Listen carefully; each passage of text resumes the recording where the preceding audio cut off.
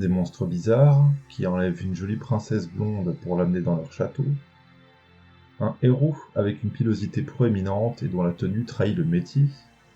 Vous l'avez bien sûr tous reconnu, c'est le jeu Solstice sorti sur NES en 1990. Et c'est sous vos yeux, et tout de suite, que je m'apprête à le plagier.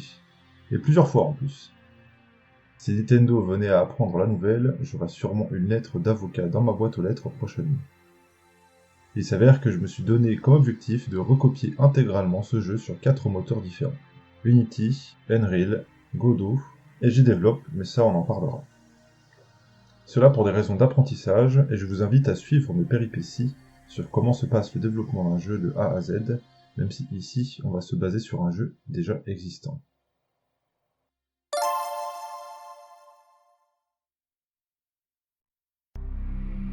Vu que le but c'est d'apprendre, il me fallait un jeu que je savais être à ma portée, et qui comportait des éléments très précis pour couvrir ce que je voulais étudier.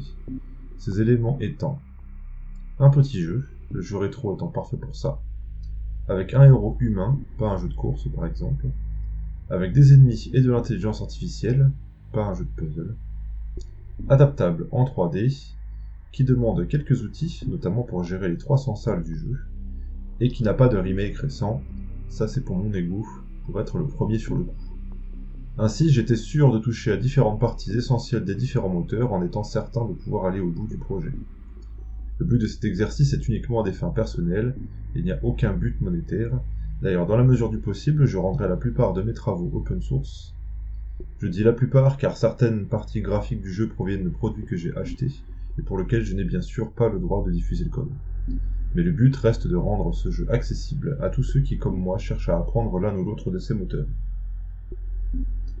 À partir de maintenant, je vais m'apprêter à spoiler plein de détails du jeu, qui est très agréable de découvrir par soi-même. Donc je vous invite grandement à quitter cette vidéo, obtenir Solstice, et y jouer.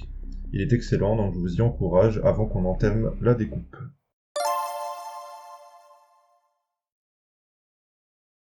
Pour commencer, comme n'importe quel studio, il faut passer par une première phase de pré-production, la rédaction du GDD pour Game Design Document, ou Bible de conception en français. La Bible de conception, c'est le document de référence qui contient toutes les idées de design, les niveaux, la description de tous les objets et les personnages, toutes les plus petites règles du jeu, bref, l'intégralité de tout ce que doit contenir le jeu dans ses moindres détails. C'est important qu'on le fasse ici même si on reproduit un jeu, notamment pour avoir une vision de tous les éléments auxquels il faudra faire attention, et vous allez voir qu'il y en a pas mal. Et comme on est en 2023 et pas en 1990, on va aussi en profiter pour moderniser certains aspects.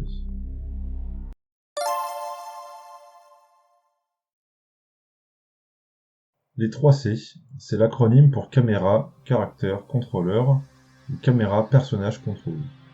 C'est le pilier principal de n'importe quel jeu. Il faut pouvoir bien voir, il faut pouvoir bien se mouvoir, il faut que le joueur ait envie de suivre le personnage principal. Donc répondons à ces questions dans l'ordre. C'est une vue isométrique, c'est-à-dire un jeu en 2D façon 3D, où il n'y a pas de perspective. En 3D, on reproduit cet effet avec une caméra orthographique qui est faite exprès pour ça. Par habitude, j'ai tourné ma caméra de 45 degrés et je l'ai penchée de 22,5 degrés. Comment ai-je trouvé cette deuxième valeur? Complètement au hasard. J'ai tenté de me mettre dans la peau d'un dev de l'époque, j'ai essayé des valeurs simples comme 30 degrés ou 45 degrés, et je me suis dit, pourquoi pas diviser 45 par 2? Et la magie du hasard a fonctionné. La caméra est fixe, c'est simple, on peut passer à la suite.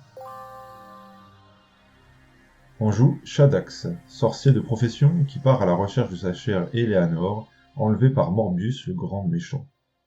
Pour ce faire, il va falloir explorer le château et ses alentours. Notre héros a donc plusieurs capacités. Marcher dans 4 directions, sauter, ramasser et utiliser des objets, et 4 potions avec chacune un pouvoir, bleu pour l'invincibilité, violet pour supprimer tous les ennemis, vert pour révéler des plateformes cachées, et jaune pour arrêter le temps. Et grâce à tout ça, notre objectif sera de récolter les 6 morceaux du sceptre de Shadax pour vaincre le seigneur des lieux. Là, on arrive à un moment intéressant. Le jeu est sorti sur NES, une époque où les manettes avaient beaucoup moins de boutons qu'aujourd'hui. On va donc en profiter pour dépoussiérer tout ça. Premièrement, je conserve le déplacement tel qu'il est, c'est-à-dire que ma croix directionnelle est ainsi, et je l'oriente comme ceci pour rester identique au jeu, histoire de ne pas perdre les joueurs. Le saut reste sur le bouton sud, on ne va pas faire l'affront de le mettre ailleurs, tout comme le bouton d'action pour ramasser les objets. Et petit détail, si je reste appuyé sur saut, le personnage saute en continu dès qu'il touche le sol, et ce système a sauvé plusieurs de mes parties, donc on le garde aussi. Jusque là, on est toujours sur NES, faisons un bond dans le temps pour arriver à notre époque. Pour utiliser une potion sur NES, je dois faire Select, choisir ma potion, revenir, et appuyer sur Start pour l'utiliser. Je pense que ça a dû achever certains de mes amis designers ici-bas.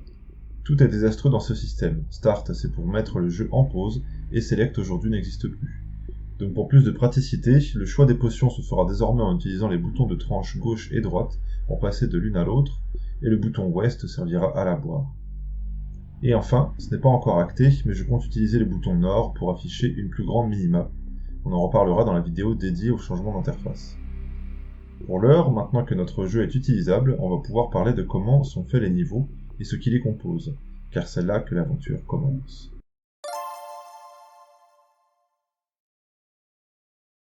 Vous avez vu assez de vidéos de joueurs du grenier pour le deviner, les jeux de cette époque sont difficiles. Et celui-là n'échappe pas à la règle grâce à des niveaux d'énormes trolls. Des plateformes qui disparaissent, des plateformes qui apparaissent, des sorties qui donnent sur des ennemis, des sorties qui donnent sur des pics, et des trous qui donnent sur des salles piégées. Si je meurs après un saut, le jeu me fait respawn dans la salle directement, et il y en a pour tous les goûts. Rajoutez à cela des salles fermées à clé, mais sans que ce soit indiqué nulle part, et vous avez de quoi vous perdre pour un moment sans comprendre ce que vous devez faire. On notera aussi à quel point les graphismes des niveaux sont tout aussi catastrophiques. Les murs bavent et ne se rejoignent pas, seules les portes peuvent se surélever, et des fois l'association entre le sol et les murs qui permettent de savoir dans quelle partie du château nous sommes n'est même pas respectée. Eh bien sachez une chose, nous allons conserver tous ces éléments, mais en rendant le tout un peu plus accessible et moderne. Premièrement, ces histoires de sauts diaboliques dans des pièges vont être corrigées. C'était à l'époque une contrainte technique qui n'existe plus, donc on peut aujourd'hui faire réapparaître le joueur à son dernier emplacement stable. On rajoutera aussi quelques détails subtils sur les plateformes piégées pour que les joueurs les plus minutieux puissent le remarquer, et sur les salles qui demandent des clés. Mais il faut savoir que tout ça n'est rien face à la plus grosse blague du jeu. Parlons des checkpoints. Les checkpoints de ce jeu sont, disons, originaux. Dans chaque secteur du château se trouve un jeton de sauvegarde, parfois placé à des endroits horribles, voyez plutôt. Quand vous avez un game over, vous revenez au dernier jeton ramassé. Simple. Ajoutons alors un peu de difficulté. Lorsque vous utilisez un jeton après un game over, celui-ci disparaît pour toujours, donc si vous mourrez à nouveau, le jeu consommera le jeton suivant. Ou alors c'est fin de partie tout simplement, et vous recommencez le jeu depuis le début. Tous les objets que vous avez récupérés après avoir ramassé un jeton sont remis dans le château, même les morceaux de sceptre, il faudra donc retourner les chercher. Pour éviter les problèmes, il faut en fait récupérer les jetons le plus tard possible. Maintenant que tous les trolls du jeu sont évoqués, continuons avec la liste des plateformes qui composent chaque niveau. Vous en avez de plusieurs types. Les blocs solides, les blocs de verre qui se brisent quand un objet les touche, les ascenseurs verticaux et horizontaux qui font des allers-retours, des caisses ramassables volantes mais qui, si on saute dessus, se mettent à subir la gravité, et les bulles, des plateformes qui vont suivre la direction dans laquelle on les pousse jusqu'à ce qu'elles touchent un obstacle. Et dans chaque niveau, on peut aussi trouver 3 types d'ennemis différents. Ceux qui font n'importe quoi, ceux qui vous suivent dès qu'ils vous ont repéré, et ceux qui suivent une route prédéfinie et tournent s'ils se cognent sur un obstacle. Pour finir, sachez que le jeu a quand même des aides pour le joueur. On trouvera régulièrement des potions pour recharger nos stocks, et des vies supplémentaires bien cachées. Bien, je crois qu'on a fait le tour. Une fois que notre GDD est terminé, il faut passer par une petite phase de test technique, histoire d'être sûr que l'on dispose de toutes les bases nécessaires pour faire le jeu. Voici ce que j'ai commencé.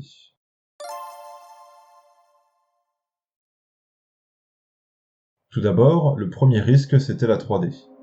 Récemment, j'ai développé un engine surtout orienté 2D, assorti une option pour la 3D. C'est pour cela que j'ai choisi cet engine, pour apprendre à me servir de cette nouveauté. Sauf que j'ai vite déchanté.